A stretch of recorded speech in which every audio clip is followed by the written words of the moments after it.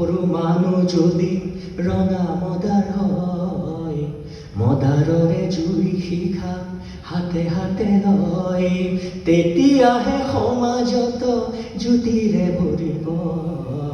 জ্যোতি লাগে এন্ধাৰকে নাশ কৰিবলে।